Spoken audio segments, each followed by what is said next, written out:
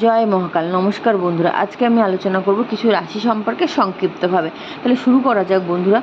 আমি প্রথমেই আলোচনা করব কুম্ভ রাশি সম্পর্কে। কুম্ভ রাশির স্থায়ী কর্মের যোগ রয়েছে। বিবাহিত জীবনের সমস্যা দেখবে, কিছুটা হলেও অর্থকষ্টে ভুগবেন। নতুন বাড়ি হবে, জমি জায়গা ক্রয় করার একটি শুভ সময় আসছে তাদের জীবনে।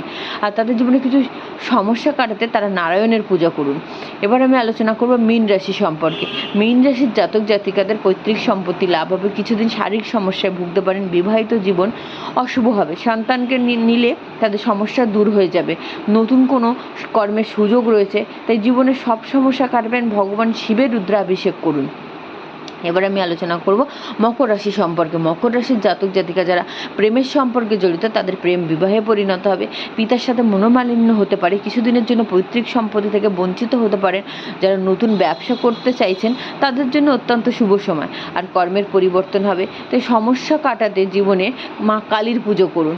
এবার আমি আলোচনা করব ধনু রাশি সম্পর্কে। যদি কোনো লোন থাকে বা দীর্ঘদিন ধরে শারীরিক অসুখে ভুগছিলেন, তাহলে সেখান থেকে খুব শীঘ্রই মুক্তি পাবেন। বিবাহিত জীবন আপনার সুখের হবে। কর্মের সমস্যা থাকবে বা কর্মের পরিবর্তন হবে। মায়ের শারীরিক অবস্থার উপর লক্ষ্য রাখুন। বেশ কিছুদিন কঠিন অসুখে ভুগতে পারে, তাই সব সমস্যা কাটাতে হনুমানজির পুজো করুন।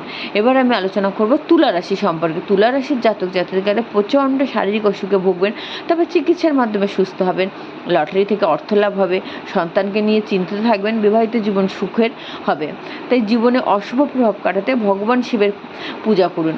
এবার আমি সর্বশেষ আলোচনা করব বৃশ্চিক রাশি। বৃশ্চিক রাশির জাতক জাতিকাদের প্রেমের পূর্ণতা পাবে। বিবাহের দিকে ধীরে ধীরে এগোবে। পিতার শারীরিক চিন্তা মাথায় আসবে। বন্ধু বান্ধবের মাধ্যমে অর্থ নাশ হতে পারে। নতুন কর্মের যোগ রয়েছে, তাই সমস্যা কাটাতে মা তারার পুজো করুন। তো বন্ধুরা, আমার ভিডিওটি ছিল এইটুকুই। পরবর্তী কোনো ভিডিওতে আবার নতুন করে দেখাবে। ততক্ষণে আপনারা ভালো থাকবেন, সুস্থ থাকবেন।